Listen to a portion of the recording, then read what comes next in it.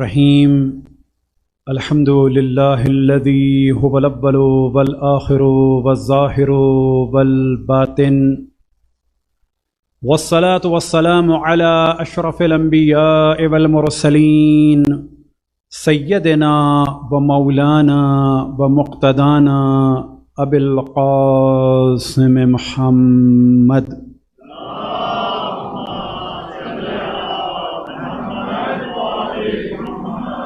وعلى أهل بيته الطيبين الطاهرين المعصومين سيما بقية الله في الأراضين مهدي المنتظر أرواحنا وأرواح العالمين لتراب مقدمه الفداء ولعنة الله على أعدائهم ومنكر فضائلهم وغاصب حقوقهم إلى قيام يوم الدين.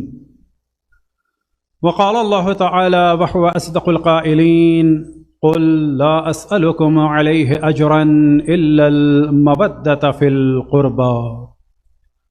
وقال مولانا ومقتدانا علي بن الحسين زين العابدين لو أن النبي تقدم إليهم في قتالنا كما تقدم إليهم في الوصايا بنا لما ازدادوا على ما فعلوا فإنا لله وإنا إليه راجعون. صلوات.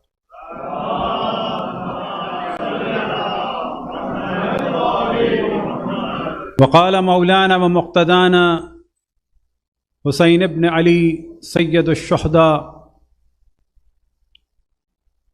إني لم أخرج أشرا ولا بطرا ولا مفسدا ولا ظالما إنما خرجت لطلب إصلاح في أمة جدي رسول الله أريد أن أأمر بالمعروف وأنهى عن المنكر وأسير بسيرة جدي رسول الله وأبي علي بن أبي طالب. صلوات.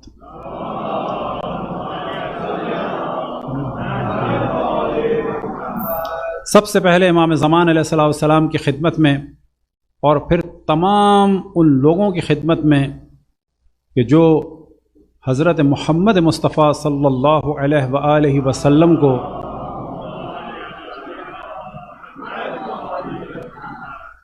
اپنا نبی اور خاتم الانبیاء مانتے ہیں. ان سب کی خدمت میں رسول اللہ صلی اللہ علیہ وآلہ وسلم کے تیسرے خلیفہ اور امت مسلمہ کے تیسرے امام حسین علیہ السلام کی مظلومانہ شہادت اور پیغمبر اسلام کی نواسیوں حضرت زینب، حضرت ام کلثوم علیہم السلام اور باقی آل رسول کی شہادت اور اسیری پر تعزیت پیش کرتے ہیں. صلوات پڑھیں بر محمد والے محمد.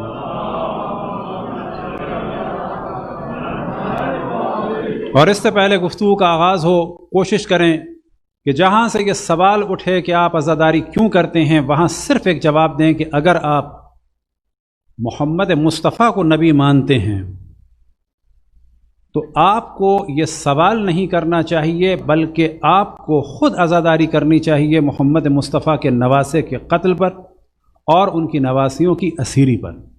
آپ کا سوال کرنا یہ بتا رہا ہے کہ آپ شاید انہیں اپنا نبی نہیں مانتے. صلوات پڑھیں بر محمد والے محمد.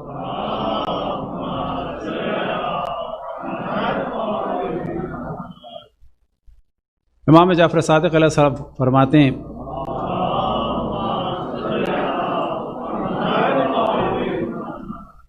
ہمارے ظفر عباس ظفر صاحب کے لیے اور انیس صاحب کے لیے، لو من قال فینا بیتا بنى اللہ فی الجنت بیتا، جو ہمارے لیے ایک شعر کہے گا خداوند تبارک و تعالیٰ اس کو ہر شعر کے بدلے ایک گھر عطا فرمائے گا.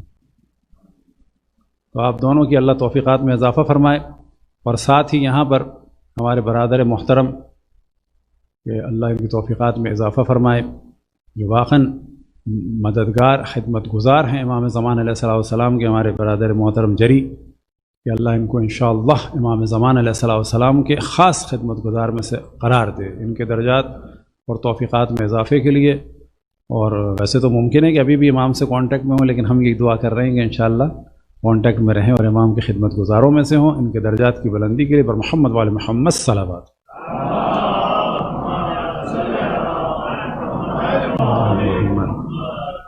کیونکہ سب سے اہم کام ہے، یاد رکھیں، سب سے اہم کام تشیع کا دفاع، سب سے اہم کام ہے اہل بیت علیہم السلام کا ذکر۔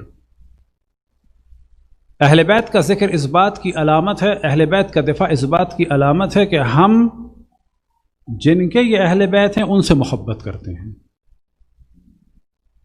ہم نہیں جانتے کوئی اہل بیت کون ہے اہل بیت۔ ہمارا تعلق مولا امیر المومنین جناب سیدہ امام حسن امام حسین سے اس وجہ سے ہے کہ وہ نفس رسول اللہ ہیں، جناب سیدہ بضعۃ الرسول ہیں۔ امام حسن امام حسین کون ہیں؟ ان کا حصہ ہیں، لحمہم لحمی دمہم دمی۔ ان سے جنگ اشرف الانبیاء سے جنگ ہے، ان سے محبت اشرف الانبیاء سے محبت ہے، ان کا احترام اشرف الانبیاء کا احترام ہے۔ تو یاد رکھیں، جب یہ شور اٹھے کہ آپ اہل بیت کا زیادہ ذکر کرتے ہیں، واضح کہیں کہ ہم اہل بیت محمد کا ذکر کرتے ہیں۔ آپ آل کا ذکر کرتے ہیں، نہیں، ہم آل کا نہیں، آل محمد کا ذکر کرتے ہیں۔ اور وجہ یہ ہے کہ ان کی محبت اور مودت کے ذریعے سے جو تقاضا اشرف الانبیاء نے بحکم خداوند تبارک و تعالی فرمایا، یعنی میری رسالت کی اجرت کو ادا کرو، تو ہم میں سے ہر فرد اس محبت کے ذریعے سے اپنے مسلمان ہونے کا ثبوت دیتا ہے۔ اشرف الانبیاء کی رسالت کو ہم ادا کرتے ہیں۔ صلوات پڑھیں بر محمد والے محمد۔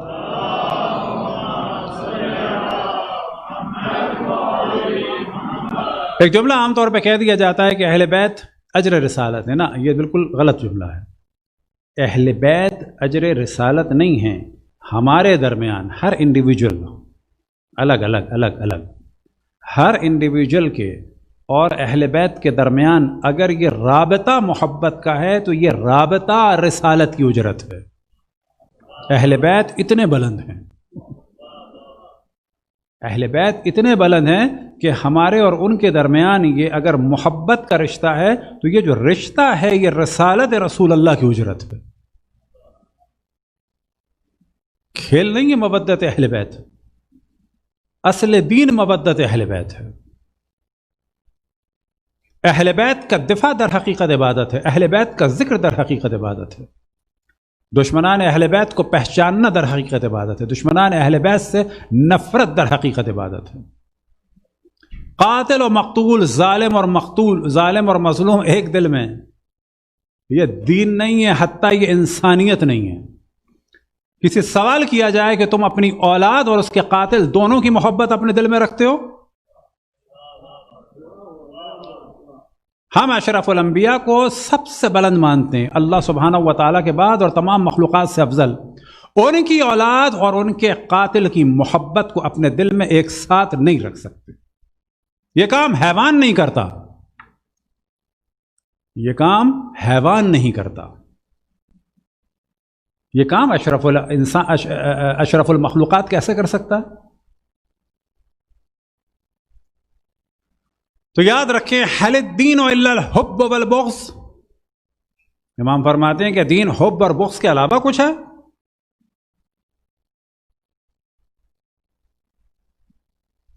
کیا دین حب اور بغض کے علاوہ کوئی چیز ہے؟ نہ، حب خدا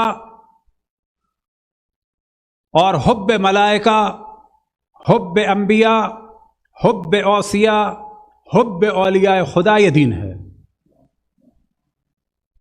اللہ کے دشمنوں سے بغض، ملائکہ کے دشمنوں سے بغض، انبیاء کے دشمنوں سے بغض، اوصیاء اور اولیاء کے دشمنوں سے بغض، یہ دین ہے۔ زیارت عاشور کا ایک جملہ ہے جو انشاءاللہ ٹاپک ہمارا زیارات رہے گا، البتہ انشاءاللہ کوشش کریں گے کہ مختلف زیارات کو ڈسکس کریں، اور زیارات کتنے اقسام کی ہیں، کن کن کی زیارات ہیں، کون سی زیارات ہیں، زیارات کے کیا فوائد ہیں اگر زندگی رہی تو، کیونکہ ہمیں نہیں معلوم کہ ابھی 2 منٹ بعد بھی ہیں یا نہیں ہیں۔ اگر زندگی رہی تو انشاءاللہ یہ ٹاپک رہے گا۔ اور زیارت عاشور کا ایک جملہ ہے، یا ابا عبداللہ انی اتقرب الی اللہ والرسول والی امیر المؤمنین والی الحسن والحسین، کہ اے ابا عبداللہ میں تقرب حاصل کرتا ہوں، کس کے ذریعے سے؟ انی اتقرب الی اللہ ولرسول الی امیر المؤمنین والحسن والحسین، ان کے ذریعے سے.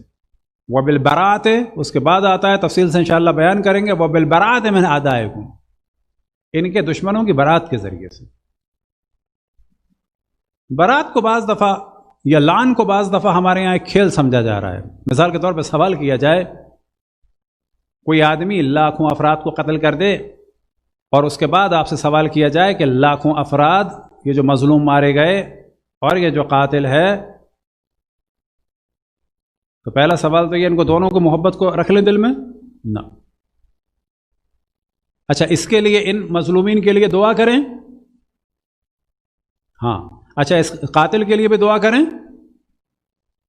اچھا ان مظلوموں کے لیے کہیں کہ اللہ سبحانہ و تعالیٰ کی رحمت ہو، اور پھر اس کے بعد قاتل کے لیے بھی کہیں؟ کون دنیا میں ایسا کرتا ہے؟ کہاں دنیا میں ایسا ہوتا ہے؟ یہ عقلی اور بشری اور فطری تقاضا ہے، اور یہ بھی ہم نے زیادہ کہہ دیا. بلکہ حتیٰ حیوان بھی اتنا شعور رکھتے ہیں. حیوان کو بھی پتا ہے کہ میرا مالک کون ہے جو مجھے کھانا دیتا ہے، اور میرے مالک کا قاتل کون ہے. یہ جائے کہ آج شک ڈالا جائے کہ قاتلان اہل بیت کے بارے میں نرم گوشہ ہو، دشمنان اہل بیت علیہ السلام کے بارے میں نرم گوشہ ہو. بعض جگہ بعض چیزوں کو انسان ڈسکس نہ کرے الگ بات ہے، لیکن دشمنان اہل بیت کے لیے یاد رکھیں دل کو نرم کرنا. بالکل یہاں سے ہم کہہ رہے ہیں، خدا رسول اور امام زمان علیہ السلام کو حاضر ناظر جان کے کہہ رہے ہیں، دشمنان اہل بیت کے لیے دل کو نرم کرنا اپنے یا دوسروں کے کرانا، یہ شراب و زنا و فسق و فجور ہر گناہ کبیرہ سے بدتر ہے.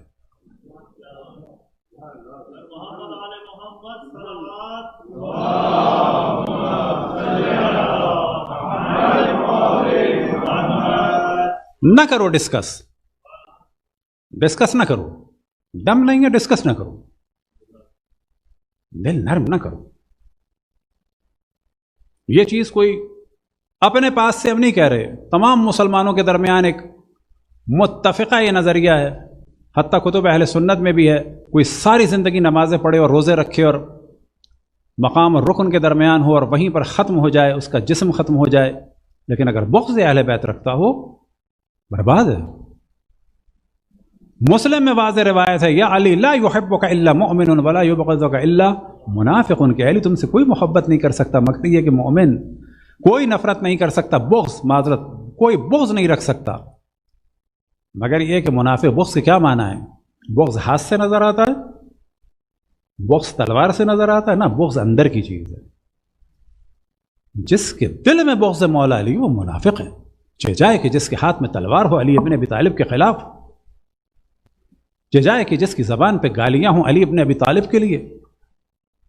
یہ رسول اللہ نے معاذ اللہ تفریحاً کہا یہ جملہ نہ، یہ ہمارے لیے کہا ہے کہ ہم بعد رسول اللہ کہیں گمراہی میں گرفتار نہ ہو جائیں، برباد نہ ہو جائیں، دھوکہ نہ کھا جائیں. ہمارے لیے ایک معیار قرار دیا، ایک میزان قرار دیا کہ اگر اس کی محبت کسی کے دل میں ہو اس سے دین لینا، اگر اس علی کی محبت کسی کے دل میں نہ ہو تو اس سے دین نہ لینا. اگر کسی کے دل میں بغض ہے اس سے دین نہ لینا، منافق ہے. منافق کے معنی یہ ہے کہ اندر سے کافر ہے. بعض دفعہ لوگ سمجھتے ہیں کافر زیادہ برا ہے، نہیں، کافر تو کھلا ہوا ہے. منافق وہ ہے کہ جس کے اندر کفر ہے.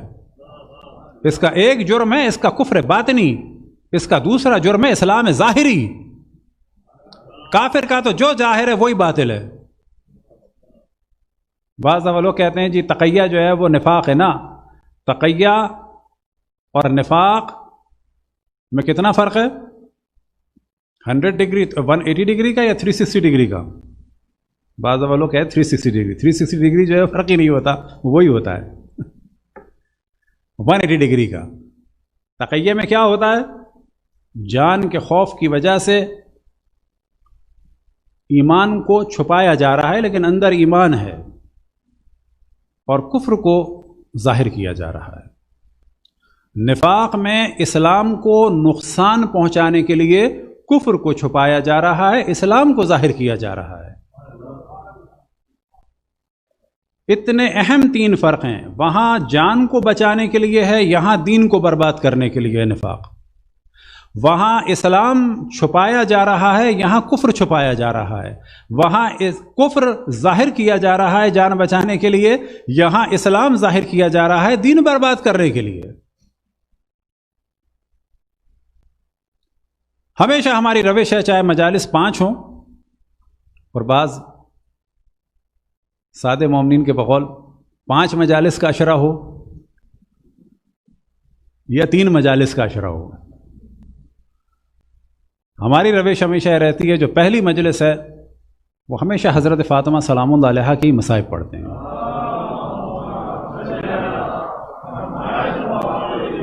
اب اگر زندگی رہی کل اور اس کے بعد تو پھر انشاءاللہ اصل موضوع پہ آئیں گے زیارت کے، اور مطمئن ہو جائیں کربلا کو کوئی فائدہ نہیں ہے اگر حضرت فاطمہ کے مصائب کا علم نہیں ہے۔ کربلا جو ہے وہ در حقیقت بظاہر 61 ہجری کو میدان کربلا میں ہوئی 10 محرم کو، لیکن کربلا جو ہے در حقیقت 28 صفر کو ہی ہو گئی تھی جب رسول اللہ کو زہر دے کے مارا تھا۔ کربلا در حقیقت مدینے میں ہی ہو گئی تھی 11 ہجری میں، جب جناب سیدہ دیوار و دروازے کے درمیان تھی، اسی دیوار و دروازے میں ہو گئی تھی کربلا۔ کربلا کو نہ سمجھا جائے کوئی اچانک حادثہ ہو گیا، جیسے کوئی پہاڑ میں سے لاوا اچانک نکل آیا، نہیں۔ کربلا 50 سال کی منافقتوں کا اور بغض رسول اللہ اور بغض اہل بیت کا نتیجہ ہے۔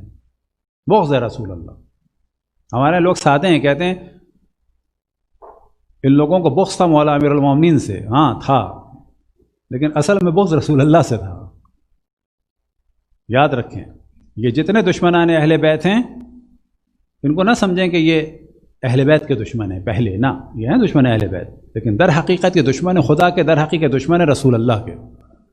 اور اس کی دلیل میں ہمیشہ بیان کرتا ہوں کہ بعض کتابوں کو اگر آپ دیکھیں وہاں پر آپ کو اتنی توہین مولا علی کی نہیں ملے گی جتنی رسول اللہ کی ہے۔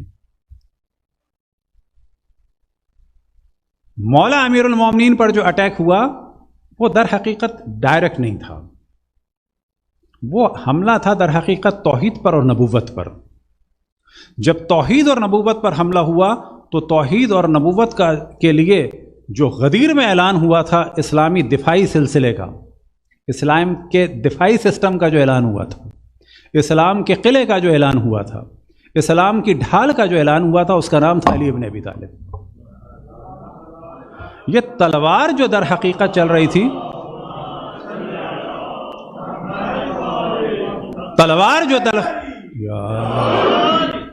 تلوار در حقیقت چل رہی تھی توحید پر، اللہ پر نہیں، یاد رکھیں وہ شرک ہو جائے گا۔ توحید سے کیا مراد ہے؟ جب ہم کہتے ہیں توحید اہل بیت سے ہے تو اس کے معنی اللہ نہیں ہے، یاد رکھیں۔ ذات خداوند تبارک و تعالیٰ کسی کی محتاج نہیں ہے۔ جب ہم کہتے ہیں توحید یعنی نظریہ وحدانیت، یکتائیت، یہ جو ہے اہل بیت سے ہے، اس کو انبیاء نے پھیلایا ہے، یہ انبیاء کے ذریعے سے ہے، اللہ نہیں، اللہ الگ ہے، اللہ کسی کا محتاج نہیں ہے۔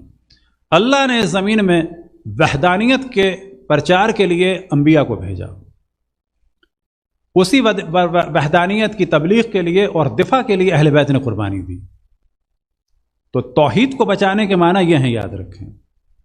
توحید کو بچانے سے مراد اللہ سبحانہ و تعالیٰ کی ذات نہیں ہے، وہ پھر شرک ہو جائے گا۔ اگر ہم یہ کہیں کہ کربلا میں توحید بچی، یہ عین حق ہے۔ اگر ہم یہ کہیں کہ امام حسین نے اللہ کو بچایا، معاذ اللہ سب کفر ہے، گناہ ہے، حتیٰ امام حسین بھی اس سے راضی نہیں ہے۔ اصل حملہ تھا جو تلوار ان کی چل رہی تھی وہ توحید پہ چل رہی تھی۔ ایک جانب اس خدا کا پرچار ہو رہا تھا جو ٹانگ اپنی جہنم میں ڈالے گا، ایک جانب اس خدا کا پرچار ہو رہا تھا جس کی شکل جو ہے ایک نوجوان لڑکے جیسی ہے جس کی داڑھی مونچھیں نہیں نکلی ہیں، امرد۔ ایک جانب اس خدا کی وحدانیت کا دفاع کرنا تھا اہل بیت کو کہ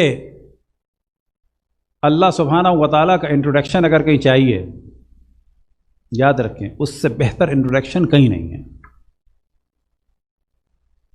قرآن میں ہے لیکن اس قرآن کو بھی اگر کوئی چیز واضح کرتی ہے تفسیر کے اعتبار سے یاد رکھیں، دعائے جوشن کبیر اہل بیت علیہم الصلاۃ والسلام کی جانب سے معرفت خداوند تبارک و تعالیٰ اس سے بہتر کہیں نہیں، جس میں 100 چیپٹر ہیں، 100 فصلیں ہیں، ہر فصل میں 10 اللہ سبحانہ و تعالیٰ کے اسماء و صفات ہیں، اس سے بہتر معرفت خدا، اس سے بہتر اللہ سبحانہ و تعالیٰ کا انٹروڈکشن، اس سے بہتر اللہ سبحانہ و تعالیٰ کی شناخت یاد رکھیں کہیں نہیں ہے۔ وہ اللہ کہ جس کا انٹروڈکشن دعائے جوشن کبیر میں، قرآن کے بعد دعائے جوشن کبیر میں ہوتا ہے، یاد رکھیں۔ قرآن کے بعد اگر کہیں ان قرآنی آیات کی تفسیر اور قرآنی آیات کو اگر کوئی چیز کلیئر کرتی ہے اللہ سبحانہ و تعالیٰ کے بارے میں، وہ دعائے جوشن کبیر ہے۔ تو وہ اللہ کہ جس کا تعارف دعائے جوشن کبیر میں ہوا، وہ وحدانیت اہل بیت نے بچائی۔ اٹیک اس پہ تھا، اٹیک عصمت رسول اللہ صلی اللہ علیہ وسلم پہ تھا۔ اب جب اٹیک ان پہ ہوا تو سامنے کون آیا؟ وہی دفاعی سسٹم کے جس کے لیے اللہ سبحانہ و تعالیٰ کا ارشاد ہوا تھا وَإِن لَمْ تَفْعَلْ وَمَا بَلَّغْتَ رِسَالَتَهُ يَا أَيُّهَا الرَّسُولُ بَلِّغْ مَا أُنزِلَ إِلَيْكَ مِن رَّبِّكَ وَإِن لَمْ تَفْعَلْ وَمَا بَلَّغْتَ رِسَالَتَهُ، اے پیغام پہنچانے والے پیغام پہنچا دو، اگر یہ پیغام نہیں پہنچایا تو ایسا ہے جیسے کہ تم نے کوئی پیغام نہیں پہنچایا، تمہارے پاس سب کام خراب ہو جائے گا۔ بس ختم نبوت ہو چکی ہے، کسی اور نبی کو نہیں آنا ہے، اب ضرورت ہے کس کی؟ دفاعی سسٹم کی۔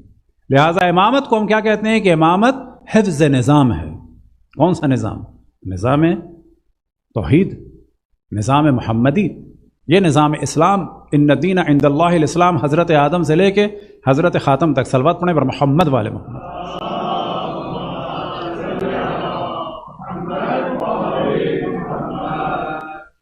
ایک موضوع جو میں ہمیشہ محرم میں کئی دفعہ بیان کرتا ہوں کہ پتہ چلے کہ عزاداری امام حسین ہے کیا اور کیوں ہے۔ واقعاً امام حسین نے دین کو بچایا۔ جو پہلا آرگومنٹ آتا ہے، اعتراض آتا ہے دشمنان اہل بیت علیہم السلام کی جانب سے، وہ یہ آتا ہے کہ اللہ کے دین کو خطرہ ہو سکتا تھا؟ اللہ کا دین، اب لوگ کہیں گے نہیں ہو سکتا تھا، تو سوال ہوگا یہودیت اللہ کا دین نہیں تھی؟ تورات اللہ کی کتاب نہیں تھی؟ مسیحیت اللہ کا دین نہیں تھا؟ یہ باقی انبیاء جو شریعت لائے، صحیفے لائے، وہ اللہ کے نہیں تھے؟ معاذ اللہ اللہ سبحانہ و تعالیٰ وہاں محتاج تھا، معاذ اللہ اللہ سبحانہ و تعالیٰ وہاں پر ہار گیا۔ کیا ہوا؟ یہ سب کچھ ہوا کیونکہ بعد میں اگلے نبی آئے، انہوں نے دوبارہ ڈینٹنگ پینٹنگ کی۔ دین حضرت آدم سے لے کے حضرت خاتم تک ایک ہے، چینج آتے رہے، اس کو دوبارہ صحیح کیا۔ یہی وجہ ہے کہ اسلام میں، مسیحیت میں، یہودیت میں ایک سملر چیزیں ہیں۔ کیوں ہیں؟ کہ وہ جو جہاں ٹیڑھا پن آیا، وہاں ٹرینٹی آئی، وہ سب کچھ صحیح کر کے رسول اللہ نے دوبارہ صحیح کر دیا۔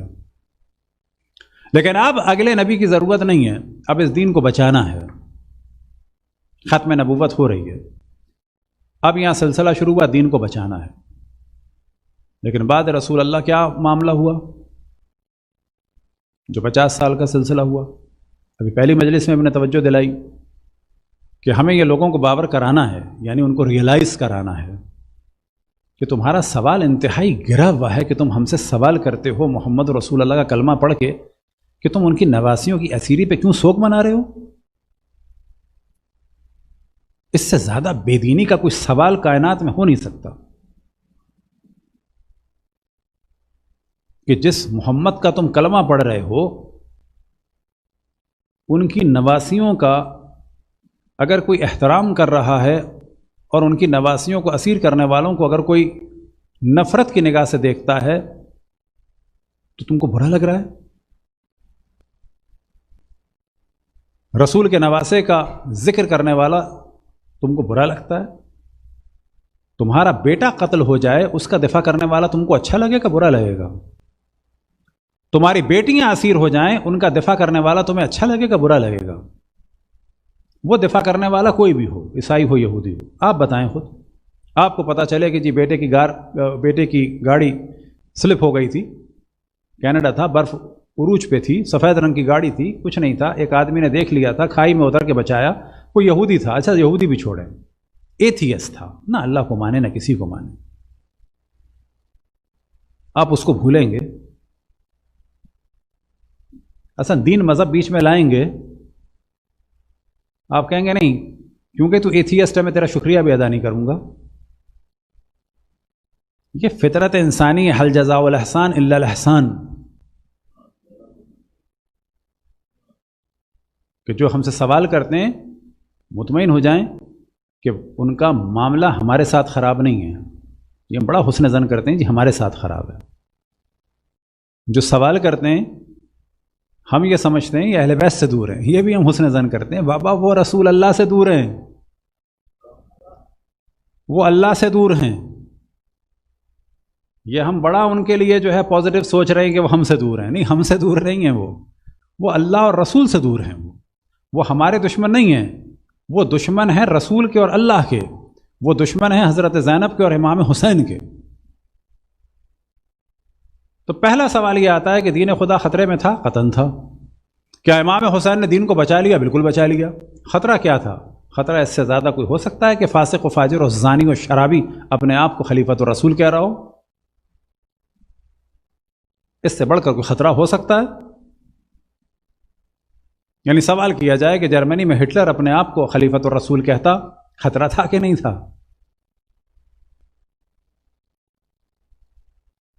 ابھی عام کوئی شرابی فاسق و فاجر یا بعض یہ پیر ویر ٹائپ کے, ایک بات میں مذاق میں کہتا ہوں, جو مولا علی کی ولایت سے دور ہوئے پھر ان کو گٹر کے میں ڈوبے ہوئے, گندگی میں ڈوبے ہوئے لوگ بھی مجذوب اور ولی لگتے ہیں. یہ نتیجہ کس چیز کا ہوتا ہے؟ کفران نعمت کا.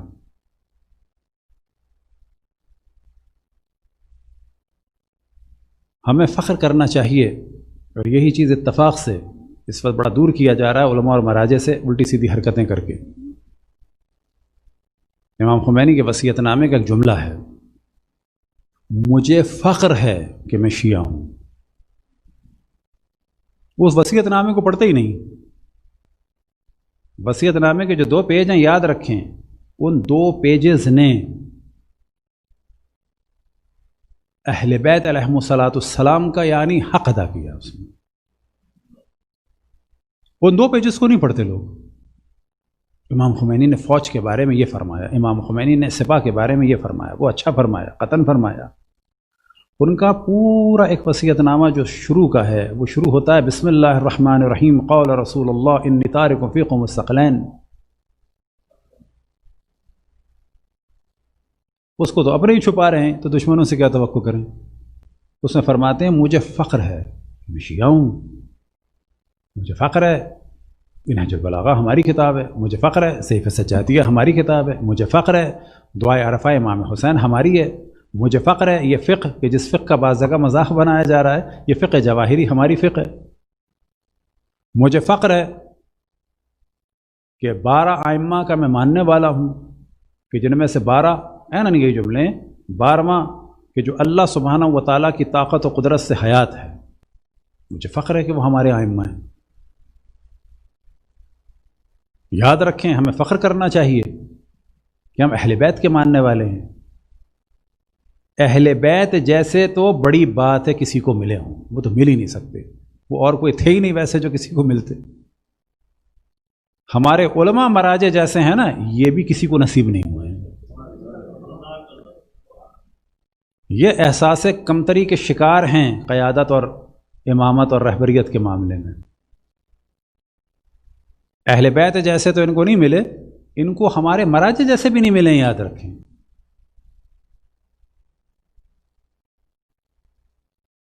نتیجہ کیا ہوا, کس چیز کا نتیجہ؟ جب مولا امیر المومنین کو چھوڑا, ایک مشہور معاملہ ہے, مقولہ ہے, واقعہ ہے.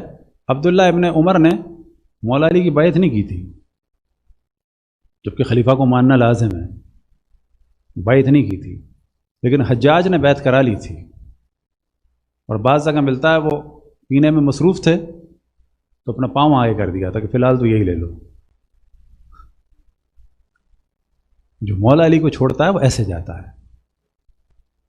ہمیں جو سب سے زیادہ فخر کرنا چاہیے وہ یہ کہ ہم اللہ کے ماننے والے ہیں, انبیاء کے ماننے والے ہیں, اشرف الانبیاء کے ماننے والے. اشرف الانبیاء کے بعد مولا امیر المؤمنین صدیق اکبر फारूक हाज़ल उम्मत बिही युफ़र्रिक़ु बैन अल-हक़्क़ि वल-बातिल यासूबुद्दीन अमीरुल मुअमिनीन अली इब्न अबी तालिब के मानने वाले हैं।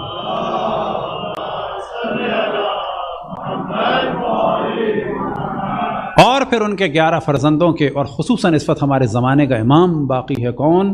वबियुम्निही रुज़िक़ल वरा, कि जिसकी बरकत से तमाम मखलूक़ात तक रिज़्क़ पहुँचता है। वबिवुजूदिही सबततिल अर्ज़ वस्समा, कि जिसके वजूद मुक़द्दस की वजह से ये ज़मीन व आसमान का निज़ाम बाकी है। अब यजीद जैसा फासिक व फाजिर और ज़ानी और शराबी और बंदर और कुत्तों से खेलने वाला अपने आप को अमीरुल मोमिनीन कह रहा है, और वो इमाम हुसैन से कह रहा है मेरी बैत करो। क्या मुराद बैत की? अप्रूव करो मेरी सारी चीज़ों को, तुम मेरे मुतीअ फर्मा बरदार हो, मेरा हर कौल उसकी तुम तायीद करो। जैसे एंडोस कर दिया, अप्रूव कर दिया। आज के जितने लोग शोर मचा रहे हैं इमाम हुसैन के खिलाफ, बाज़ वहाबी मुफ्तियों के वाज़े, हत्ता मूवी मौजूद है, वीडियो मौजूद है, जिस पर सऊदी अरब का वहाबी मुफ्ती उसने वाज़े कहा है माज़अल्लाह इमाम हुसैन के लिए कि उन्होंने गलत काम किया। एक शरई बैत थी, उस पर इजमा था, उसकी मुखालफत की उन्होंने और उम्मत को तोड़ा है। आज यही कह रहे होते क्योंकि इस्लाम ख़त्म हो चुका होता, और जितने यजीदी हैं वो इमाम हुसैन का एहतराम कर रहे होते। क्यों कर रहे होते? क्योंकि यजीद की बदकिरदारियों को अगर साबित करना होता तो क्या कहते फिर? यानी यजीद शराब पीता था और ये शराब पीना सही था, इस्लाम में शराब जायज़ है। वजह क्या है? हुसैन इब्न अली ने बैत की थी।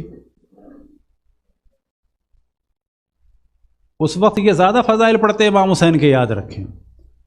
उस यजीद की तमाम हराम कारियों को साबित करने के लिए और सही साबित करने के लिए कहते तुम कौन होते हो कुछ कहने वाला, हुसैन इब्न अली ने बैत की थी। ये सब जायज़ है, हुसैन इब्न अली ने बैत की थी। ये भी जायज़ है, हुसैन इब्न अली ने बैत की थी। तो दीन याद रखें उसी वक्त ख़त्म हो चुका होता। ये आज दीन वीन कुछ नहीं होता। तो पहली बात याद रखें, दीन बाकी है इमाम हुसैन की वजह से, कोई शक नहीं है इसमें। दीन बाकी है 12 आइम्मा की वजह से। और खुसूसन जो कुर्बानी इमाम हुसैन अलैहिस्सलाम ने दी, ऐसी कुर्बानी का मौका अल्लाह ने किसी को नहीं दिया। और जो कुर्बानी इमाम ज़ैनुल आबिदीन अलैहिस्सलाम ने दी, ये ज़रा दिक्कत से सुनिएगा, बाज़ दफ़ा लोग इधर उधर होते हैं, बाद में एकदम से कहते हैं ये क्या कह दिया। हमें याद है कि कराची में एक सचन इंस्टीट्यूट था, वो हमारे प्रिंसिपल भी पारसी थे और वो यहीं कहीं कनाडा में शायद कभी मिल जाएं। तो हमें शौक़ हुआ था, उस ज़माने में न्यू टेक्नोलॉजी थी ट्रांजिस्टर वगैरह की, तो हमें शौक़ हुआ था सीखें। खैर, तो वहाँ हमारे टीचर थे क्रिश्चियन। उन्होंने जो पहला लेक्चर दिया था, उन्होंने कहा था कि आई वॉन्ट टू यू, कि आप फिज़िकली भी यहाँ हो, मेंटली भी यहाँ हो, क्योंकि वो सेंटर बराबर में था MBA का जो इंस्टीट्यूट है उसके साथ था, सैनमा के पीछे। सैनमा का इतना नाम नहीं था, कैपरी के पीछे MBA के इंस्टीट्यूट के साथ था। तो कहने लगे मैं ये चाहता हूँ फिज़िकली भी आप यहाँ हो और मेंटली भी यहाँ हो, कैपरी के बाहर ना हो, यानी यहाँ के बाहर ना हो। तो याद रखें कि इमाम ज़ैनुल आबिदीन अलैहिस्सलाम से जो अल्लाह ने इम्तिहान लिया वो किसी से नहीं लिया, हत्ता मौला अली से, हत्ता रसूल अल्लाह से। इसको हम बाद में बयान करेंगे।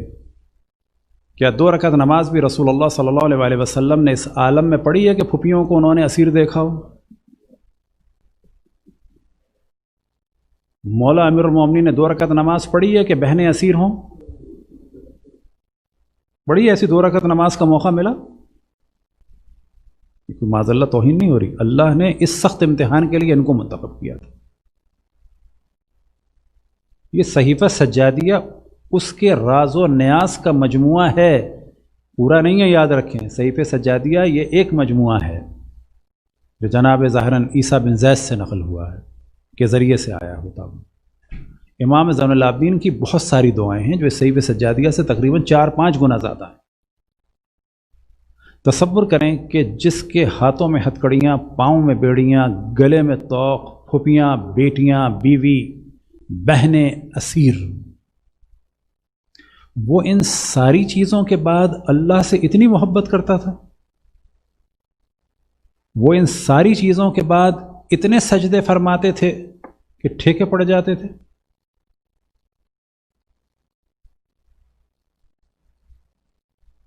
صلوات پڑھیں بر محمد والے محمد۔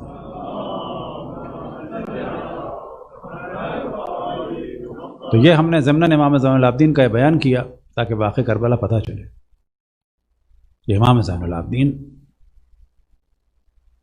کیوں زین العابدین ہے۔ اس کو دوبارہ اگر زندگی رہی تو بیان کریں گے، کیونکہ یہ چیز مجھے انتہائی عزیز ہے، یہ جملہ مجھے خود بڑا اچھا لگتا ہے، یہ جو آپ کے سامنے بیان کیا۔ اور دوسری چیز یہ کہ روز محشر کون کون ہوگا؟ روز محشر تمام انبیاء، اشرف الانبیاء، مولا امیر المومنین، جناب سیدہ امام حسن، امام حسین، لیکن جب ندا آئے گی اینا زین العابدین، کون نکل کے جائیں گے آگے؟ سوچنے کی چیز۔ وجہ یہ ہے کہ اتنے سخت مصائب امام زین العابدین نے دیکھے، اس امتحان کے لیے ان کو منتخب کیا تھا اللہ نے، اور کسی کو نہیں کیا تھا۔ صلوات پڑھیں پر محمد والے محمد۔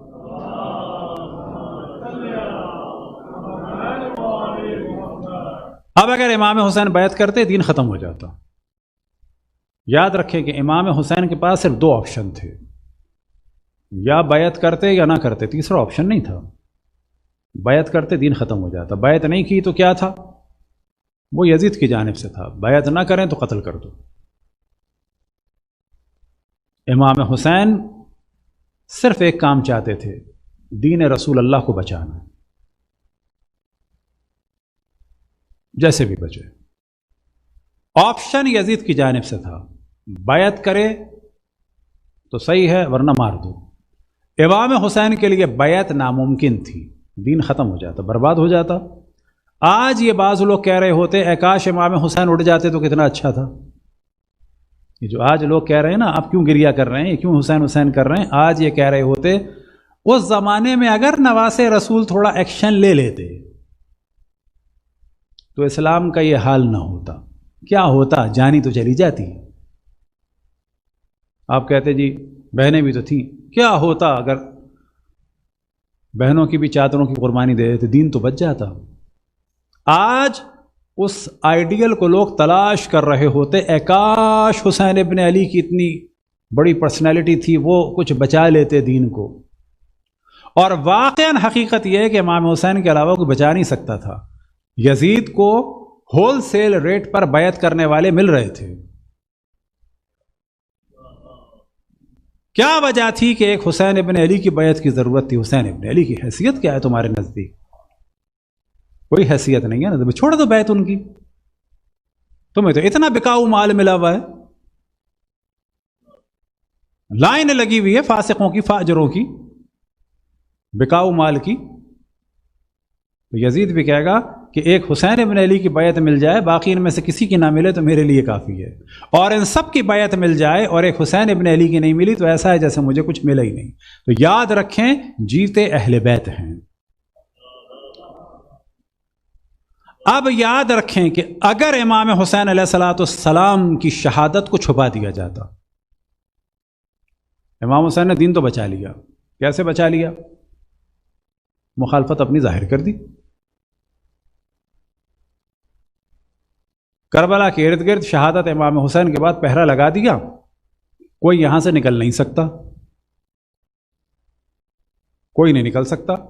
خیمے گھر بنا کے دے دیے، فرض کریں حضرت زینب کو چادریں بھی دے دی، خوب مزدور بھی لگا دیا، یہیں کھیتی باڑی کرو، یہیں پہ رہو، کیا ہوتا؟ آج یہ ڈسکشن ہو رہا ہوتا کہ امام حسین شہید ہوئے یا کسی وبا میں چلے گئے۔ یہ دشمن یہ کہتے یعنی کربلا آئے تو تھے، وہ ایک وبا آئی تھی، پلیگ ولیگ آیا تھا، یا مثال کے طور پر اس زمانے میں بھی کرونا آیا تھا۔ امام حسین نے دین کو بچایا، امام حسین کے خون کو اسیران کربلا نے بچایا۔ یہ جو بغیرت سمجھ رہا تھا یزید کہ آل رسول کو رسوا کر دے گا، در حقیقت آل رسول کا بازاروں اور درباروں میں جانے سے خون امام حسین دنیا میں پہچانا گیا اور محفوظ ہو گیا. بس دین بچا حضرت امام حسین کی قربانی کے ذریعے سے.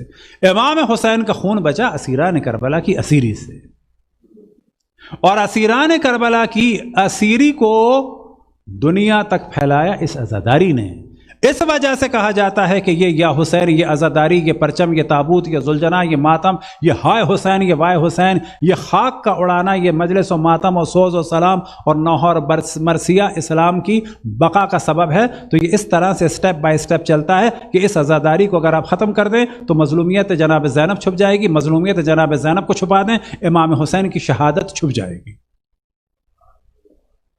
یہ وجہ ہے کہ تمام علماء مراجع فرماتے ہیں کہ عزاداری امام حسین افضل ترین عبادت ہے. شیطانی فکر ہے کہ جو کہتے ہیں کہ جی بہتر ہوتا ہے اتنی مجالس کے بجائے ویلفیئر میں لگا دیتے. شیطان ہے وہ لوگ، یاد رکھیں،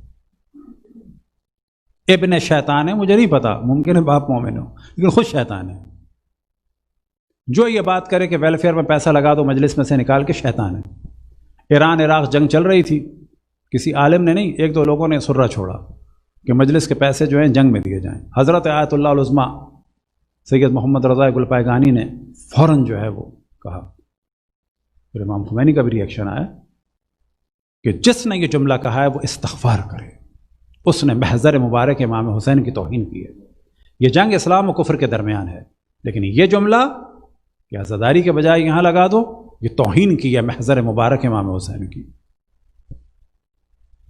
ویلفیئر کا کام کرنا ہے، اپنی شادی میں سے کم کرو، ولیمے میں سے کم کرو، فون نہ خریدو، گاڑی نہ خریدو، ہوٹلوں میں نہ جاؤ، کپڑے نہ خریدو. آئی فون کے بغیر کام نہیں چلتا کہ وہ ویلفیئر میں لگاؤ. 20 سال 25 سال پرانی گاڑی چلتی نہیں ہے کیا؟ وہ ویلفیئر میں لگاؤ. سارے ویلفیئر کے کام یاد آتے ہیں دنیا کو. اگر آپ دیکھیں ساری دنیا میں ہم دیکھتے ہیں امام حسین، عزاداری. بعض دفعہ گھروں کے اندر بھی ایک گمراہ کن فکر ہے. ہم بچپن میں دیکھتے تھے کہ جی 10 مجلسیں ہو رہی ہیں بعض جگہ، اخبار کے پیسز کیے. ایک دن مثلا جو گھروں کی مجلسیں ہوتی تھیں، تل کے لڈو، ایک دن جو ہے وہ دال سے، ایک دن مونگ کی دال، ایک دن کچھ ایک دن کچھ. پتہ چلا جی ایک وبا آئی. وہ بچپن میں ہم دیکھ رہے تھے، اس وقت ہم اتنا اسٹینڈ نہیں لے سکتے تھے، لیکن آج میں اسے کھل کے کہتا ہوں، وبا آئی. گندا نظریہ آیا کہ جو سب گھروں میں پھیل گیا تیزی سے، کہ 10 مجلسیں کرانے کے بجائے ایک مجلس کرو، ڈھنگ سے کرو. پوچھو 10 مجلسیں تم نے گھر سے نکال دی، ڈھنگ کیا آیا؟ یعنی بریانی آ گئی. یعنی کیا مراد تھی؟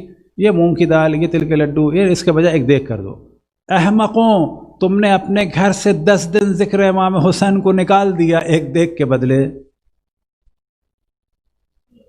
ہاں دعا کرتے کہ دیگ بھی باڑ دیں، لیکن یہ کہاں سے آیا 9 دن ذکر امام حسین کو گھر سے نکال دیا کہ ایک مجلس ہو، ڈھنگ کی مجلس ہو. ڈھنگ کون سا ہوتا ہے؟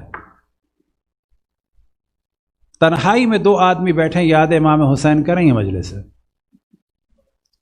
تو یہ وجہ ہے کہ تمام دنیا میں اس عزاداری سید الشہداء کی جو اہمیت ہے، یاد رکھیں یہ انڈیا پاکستان کا کلچر نہیں ہے، یہ کلچر اہل بیت کا کلچر ہے. اس عزاداری کی بنیاد مختلف مراحل میں ہوئی. اگر دیکھا جائے عزاداری کی بنیاد تو حضرت آدم نے ڈالی تھی. جب امام حسین کا نام دیکھا تو حزن و ملال محسوس ہوا، یہ خود روایات میں. مختلف انبیاء کے بارے میں ہے کہ امام حسین کے مصائب سے آشنا تھے.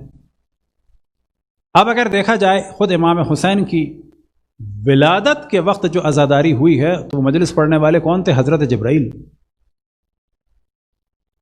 سننے والے کون تھے؟ اشرف الانبیاء.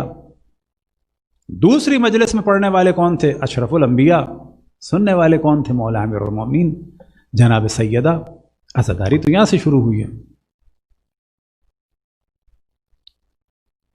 عزاداری کے بارے میں ہمیشہ میں جملہ کہتا ہوں کہ امام حسین پر گریہ وہ سنت رسول اللہ ہے کہ یہ سنت آپ نے اس دنیا میں بھی انجام دی جب فزیکلی اس دنیا میں تھے، اور یہ سنت آپ نے اس دنیا میں بھی انجام دی کہ جب امام حسین شہید ہوئے تو حضرت ام سلمہ نے کیا دیکھا کہ امام حسین جناب اشرف الانبیاء کے بال بکھرے ہوئے، سر میں خاک ہے، امام حسین پر امام رسول اللہ نے یہاں بھی گریہ کیا وہاں بھی گریہ کیا، ایسی منفرد سنت۔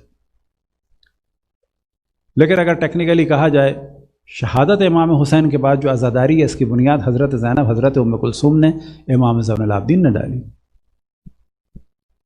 بعد میں یہ سلسلہ کوفے تک چلا، کوفہ سے شام تک چلا، شام سے کربلا آیا، کربلا سے مدینے آیا، اور مدینے آ کے پھر اس عزاداری میں ایک نیا دور آیا۔ اب اس عزاداری کی جو بانی تھے وہ کون تھے؟ امام زین العابدین تھے قطعاً، حضرت زینب سلام اللہ علیہا تھی، حضرت ام کلثوم سلام اللہ علیہا تھی، اور کربلا سے لے کر کوفے اور کوفے سے شام تک اور بیویاں بھی تھیں کہ جن میں سے مولا امیر المومنین کی زوجہ تھیں جناب حضرت لیلہ بنت مسعود بن خالد۔ ایک مولا امیر المومنین کی زوجہ کربلا میں تھی حضرت لیلہ بنت مسعود بن خالد، مولا امیر المومنین کی بیٹیاں کربلا میں تھیں حضرت زینب حضرت ام کلثوم کے علاوہ۔ یہ تو سب سے مقدس اس زمانے میں پوری کائنات میں سب سے مقدس جو ہستیاں تھیں یہ دو تھیں۔ واقع کربلا کے بعد یاد رکھیں کہ حضرت زینب حضرت ام کلثوم سے زیادہ کوئی نہیں تھا۔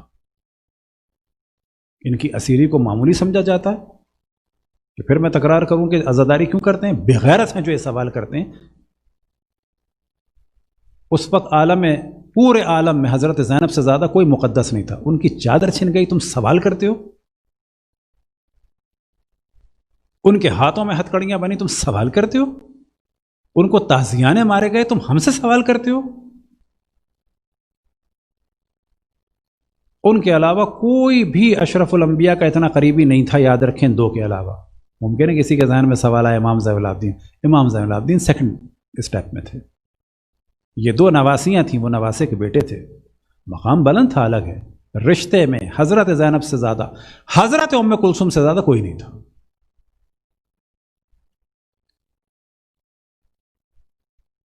اب ان بیویوں نے عزاداری کی، مدینے میں آ کے جو عزاداری شروع ہوئی جو اس وقت ہمارے پاس ہے، یہ سب تھے امام زین العابدین، امام حضرت زینب حضرت ام کلثوم حضرت لیلہ بنت مسعود بن خالد، مولا امیر المومنین کی بیٹیاں کہ جو سب کربلا میں تھیں، رقیہ بنت علی، ختیجہ بنت علی، صفیہ بنت علی، فاطمہ بنت علی، ام الکرام بنت علی، امام حسن کی ازواج، امام حسین کی ازواج، امام حسن کی بیٹیاں، امام حسین کی بیٹیاں، باقی اہل بیت کے چاہنے والے۔ لیکن مدینے آ کے ان میں اضافہ ہوا، سب سے بڑھ کے حضرت ام المؤمنین ام سلمہ صلوات اللہ والسلام علیہا،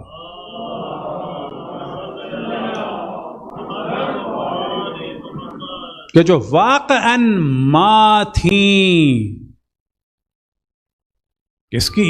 حتی مولا علی کی ماں تھیں، وہ حضرت فاطمہ کی واقعاً ماں تھیں، ماں تھیں وہ امام حسن امام حسین کی، ماں تھیں صحیح معنی میں تمام مسلمانوں کی۔ جب جناب سیدہ پہ بھی حملہ ہوا، جب جناب سیدہ کا حق پامال ہوا، اپنے کمرے سے چیختی تھیں، وہ ان جیسا کوئی نہیں تھا۔ حضرت ختیجہ کے بعد اگر کوئی تھا تو حضرت ام المؤمنین حضرت ام سلمہ صلوات اللہ وسلام علیہا تھی۔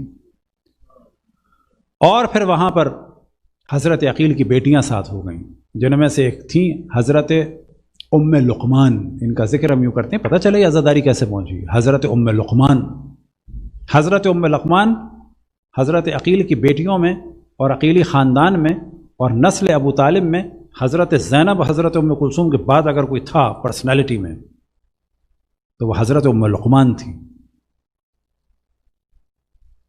وہ پرسنالٹی تھیں جو حضرت زینب کے ساتھ جو ہے ڈسکشن کرتی تھیں، مشورے دیتی تھیں، حتیٰ جلا وطنی کا جو حضرت زینب کا سلسلہ ہوا اس میں بھی جو مشورے چلتے تھے حضرت ام لقمان دے رہی تھیں۔ اور اس عزاداری کی ایک بانیوں میں سے حضرت ام لقمان اور پھر حضرت عباس کی والدہ ماجدہ حضرت ام البنین صلوات اللہ وسلام علیہا۔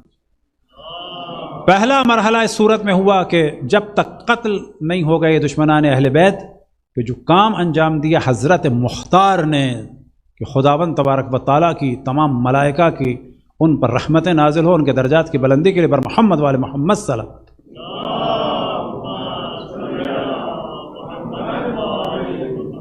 آج لوگ سیاسی بنتے ہیں، سوال کیا جائے حضرت زینب کے روضے کا دفاع کرنے والے جتنے اپنے ہیں وہ تو ہیں، آپ سے سوال کیا جائے کہ رشین فورسز نے ساتھ دیا، آپ کا دل چاہے گا ان کافر رشین فورسز کی توہین کریں جبکہ آپ کو پتا ہے کہ حضرت زینب کے روضے کا دفاع کیا ہے؟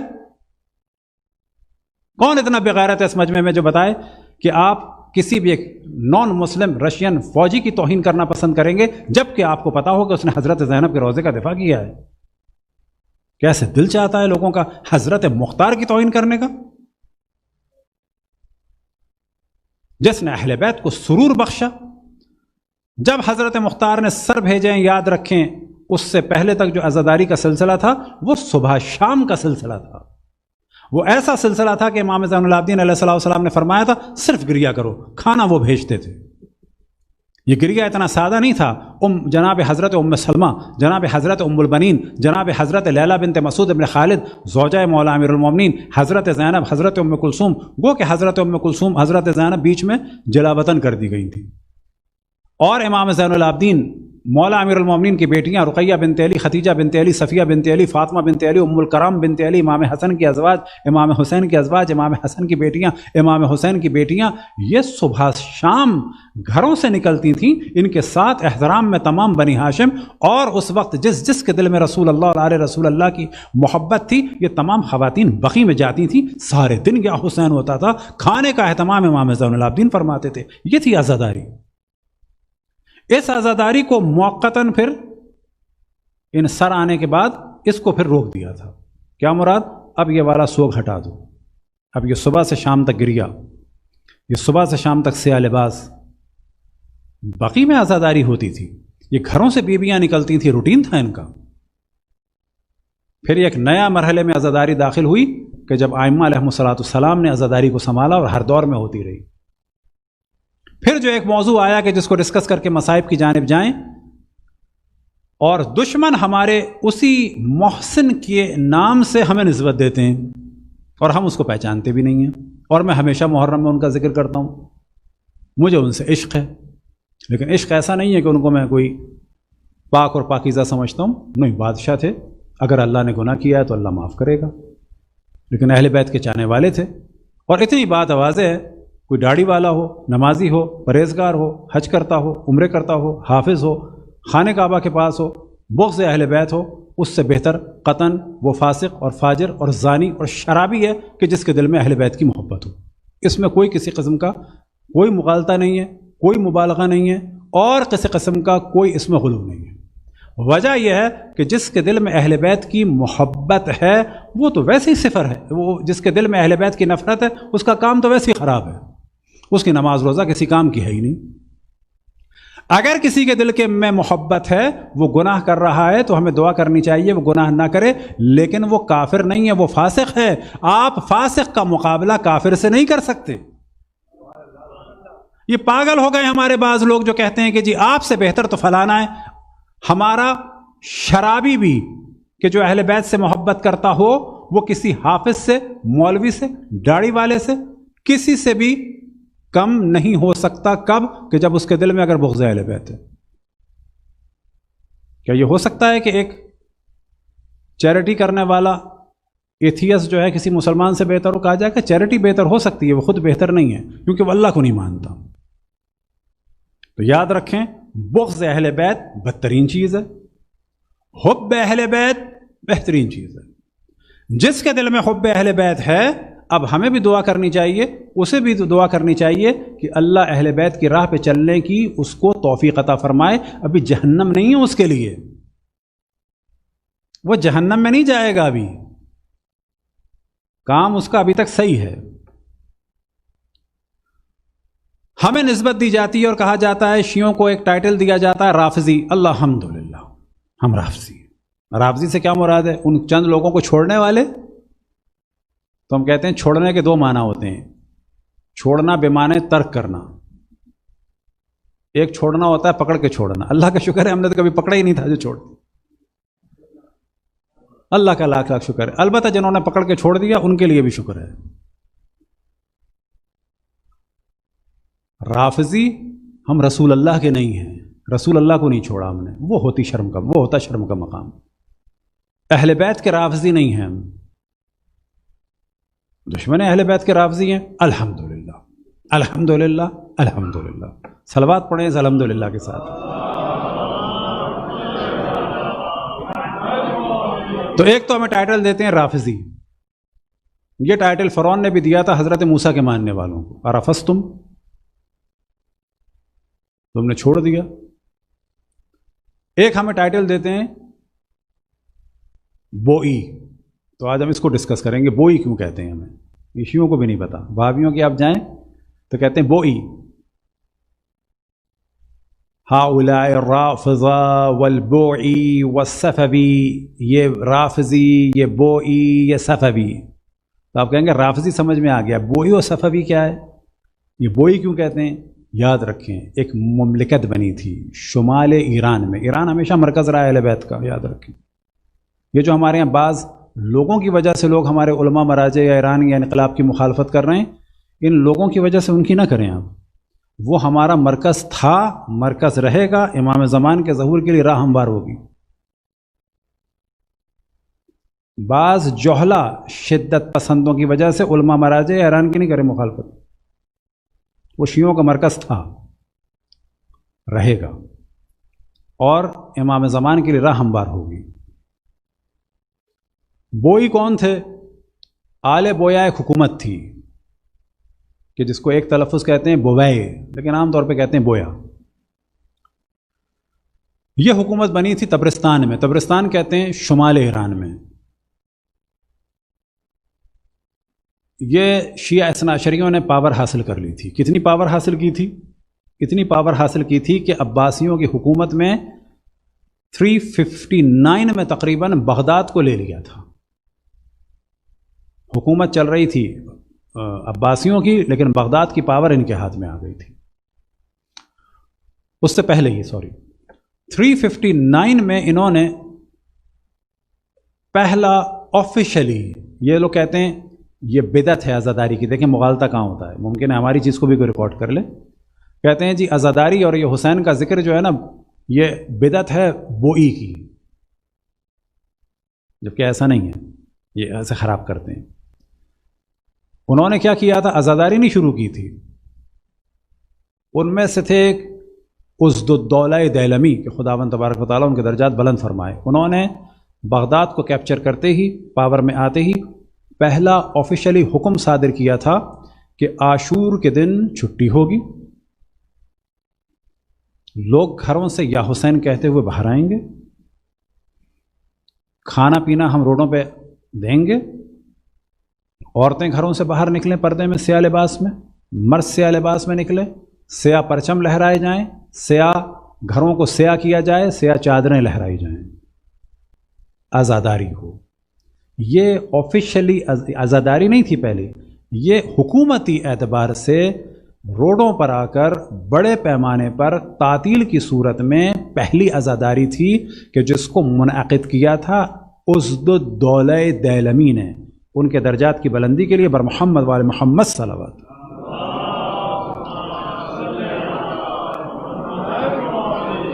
بعد میں اس کو اور زیادہ بڑھایا تھا صفویوں نے، کہ جو ہمیں تیسرا ٹائٹل دیتے ہیں کیا کہتے ہیں؟ صفویون، یہ صفوی. پھر ہم ایک گالی کے طور پہ کہتے ہیں یہ مجلسی کا فرقہ، یہ مجلسی کا دین، کیونکہ انہی صفویوں کے دور میں، اب یہ صفوی آپ جانتے ہیں کیسے تھے؟ یہ ایسے تھے خصوصاً علامہ مجلسی کے دور میں کہ انہوں نے کہا تھا کہ تخت و تاج یہ آپ کا ہے، کیونکہ غیبت کے زمانے میں آپ اس کے وارث ہیں. آپ جس کو چاہے معین کر دیں. تو علامہ مجلسی اور شیخ بہائی یہ فرماتے تھے کہ ہم آپ کو معین کر رہے ہیں. یہ دربار میں نہیں تھے، دربار ان کے قدموں میں تھا. یہ فرق ہے. اس میں ڈاکٹر شریعتی بھی غلطی کر گئے تھے. ڈاکٹر شریعتی کا بھی اعتراض تھا کہ دربار جاتے تھے، نہیں، دربار ان کے قدموں میں تھا. بادشاہ کے یہ مطیع نہیں تھے. بادشاہ کو پاور جو ملتی تھی وہ ملتی تھی علامہ مجلسی جیسوں کے ذریعے سے. بادشاہ کو پاور ملی تھی شیخ بہائی جیسوں کے ذریعے سے. ان کی اتنی خدمات تھیں عزاداری کی وجہ سے کہ آج ہمیں کہا جا رہا ہے بوئی، آج ہمیں کہا جا رہا ہے صفوی. آج یہ کہا جاتا ہے کہ شیعت کو بنایا ہے کس نے؟ بویا نے، آل بویا نے. شیعت کو بنایا ہے کس نے؟ صفویوں نے. شیعت کو بنایا ہے کس نے؟ مجلسی نے. وجہ کیا ہے کہ ان کی خدمات اتنی ہیں، اتنی خدمات ہیں، بالکل ویسی جیسے کہ آج امام خمینی سے کی توہین کی جاتی ہے۔ کیوں کی جاتی ہے؟ کہ انہوں نے دنیا کے سامنے تشیع کا جلوہ پیش کیا، اور یہی وجہ ہے کہ گالیاں دی جاتی ہیں انہیں۔ آج آغا سیستانی کو گالیاں دی جاتی ہیں عرب دنیا میں، آپ کو تعجب ہوگا، سب سے زیادہ ان کو دی جاتی ہیں۔ وجہ یہ ہے کہ جتنی پلاننگ تھی ان دہشت گردوں کی، خبیثوں کی، اس پر پانی پھیر دیا تھا کس نے؟ ایک ہمارے بزرگ مرجے کے ایک جملے نے۔ صلوات پڑھیں بر محمد والے محمد۔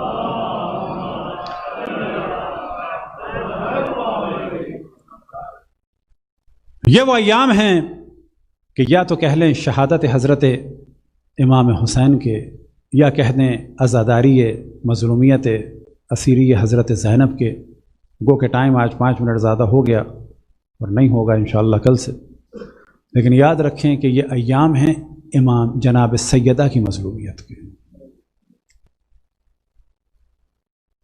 یہ جو تیر لگا جناب علی اصغر کے، یہ ان کے نہیں لگا، ان کے بعد میں لگا، پہلے جناب سیدہ کے کلیجے میں لگا۔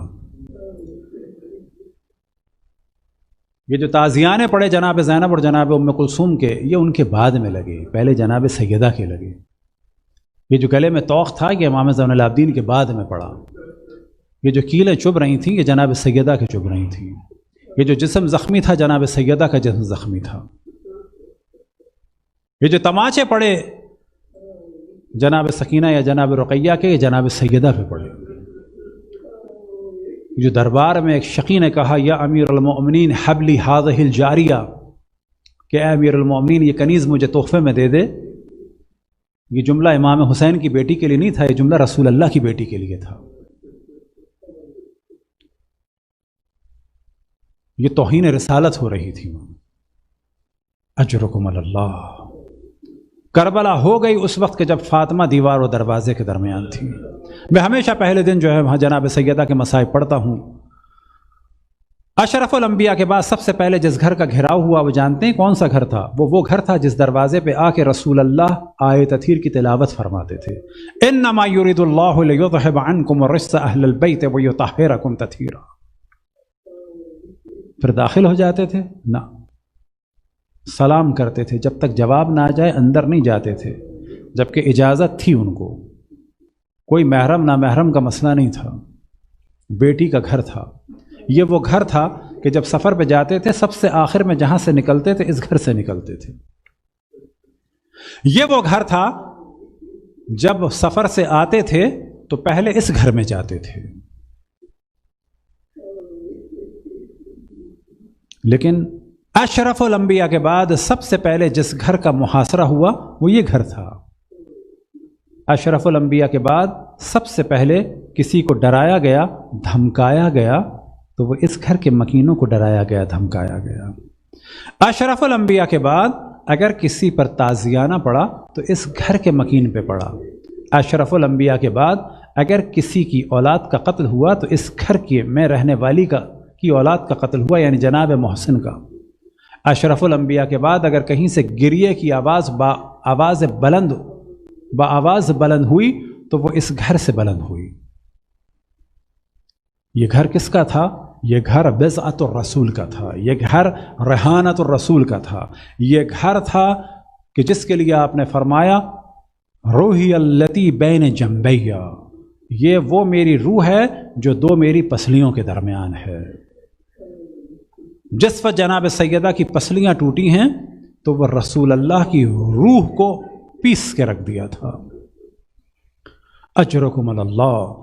ہاں مومنو، ایک وقت آیا کہ وہی گھر کے جس گھر پہ کھڑے ہو کے اشرف الانبیاء سلام کرتے تھے، جب تک جواب نہ آ جائے تو گھر میں قدم نہیں رکھتے تھے، آیت تطہیر کی تلاوت فرماتے تھے۔ آج اسی گھر پہ کھڑے ہو کے ایک شقی دھمکی دیتا ہے اور کہتا ہے جتنے لوگ اس گھر میں ہیں گھر سے باہر نکل آئیں ورنہ گھر کو آگ لگا دوں گا۔ جب یہ جملہ جناب سیدہ نے سنا تو اپنے بابا کو پکارا۔ تصور کریں کہ بابا پہ کیا گزری ہوگی، رسول اللہ پہ کیا گزری ہوگی۔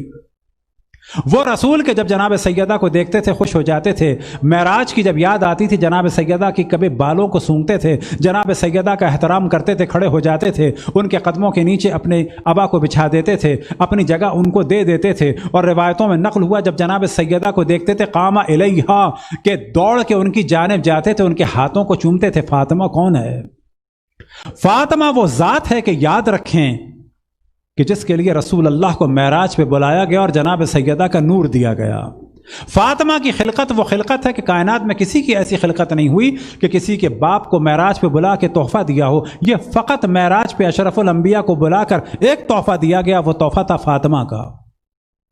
لیکن آج وہی فاطمہ دیوار اور دروازے کے درمیان جب جناب سیدہ نے پکارا السلام علیکہ یا ابتا، السلام علیکہ یا رسول اللہ، السلام علیکہ یا حبیب اللہ، اہکذا یفعل ببنتک وحبیبتک، سلام ہو آپ پہ میرے والد ماجد، سلام ہو آپ پہ حبیب خدا، سلام ہو آپ پہ رسول خدا، آپ کے بعد آپ کی حبیبہ اور بیٹی پہ یہ ستم کیا جا رہا ہے۔ یہ جملے ختم نہ ہوئے، دل یہ کہتا ہے کہ اب رسول اللہ کو کیوں نہ پکارا۔ دل یہ کہتا ہے کہ جناب سیدہ نے شاید یہ سوچا ہو کہ اب جو جملہ کہنے والی ہوں شاید میرے باپ کی روح اور زیادہ تڑپ جائے۔ اب جو جملہ کہا تو جناب فضہ کو پکارا، یا فضہ خذینی لقد قتل من فی احشایا من حمل، اے فضہ مجھے تھام لو، میرے شکم میں جو مولود تھا اسے قتل کر دیا۔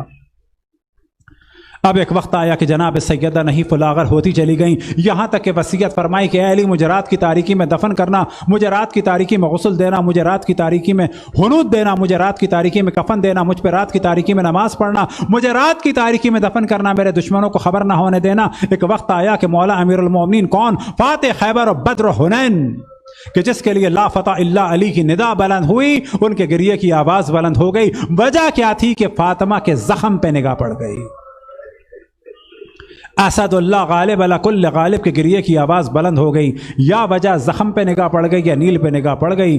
ہاں مومنو، ایک وقت آیا کہ علی نے ندا دی، حسن و حسین کو پکارا، یا اے حسن اے حسین، اے زینب اور ام کلثوم آؤ اپنی ماں کو الوداع کہو۔ مولا فرماتے ہیں لقد حنت و انت و مدت یداہا، کہ فاطمہ نے ایک آہلی گریے کی آواز بلند ہوئی، اپنے دونوں ہاتھوں کو پھیلایا، و ضمتہما الی صدرہا، دونوں بچوں کو اپنے سینے سے لگا لیا۔ عاطف غیبی نے ندا دی، اے علی بچوں کو ماں کے سینے سے جدا کر دو، یا علی ارفعہما عن صدرہا، کہ اے علی بچوں کو ماں کے سینے سے جدا کر دو۔ لقد اب کیا ملائکۃ السماء، آسمان کے ملائکہ کو حسن و حسین کے اس عمل نے رلا دیا۔ ہاں مومنو، آج تو علی نے بچوں کو ماں کے سینے سے جدا کر دیا، لیکن ایک میں جملہ عرض کروں کہ جب فاطمہ کو لیا تھا تو صحیح و سالم لیا تھا۔ روایتوں میں نقل ہوا کہ نکاح کے بعد جناب سیدہ کا ہاتھ علی کے ہاتھ میں دیا، لیکن جب جناب سیدہ کو علی نے دفن کیا، آپ جانتے ہیں کیا ہوا؟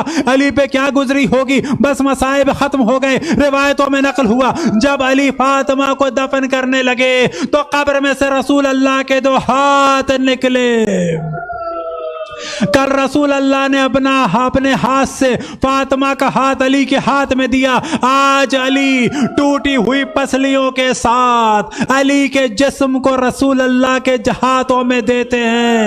آج علی نے حسن و حسین کو سینے سے جدا کر کے اپنے سینے سے لگا لیا، لیکن کربلا کے میدان میں زینب اور ام کلثوم کو اور سکینہ کو جدا کرنے کے لیے کبھی تازیانے پڑیں گے تو کبھی تماچے۔ ماتم حسین۔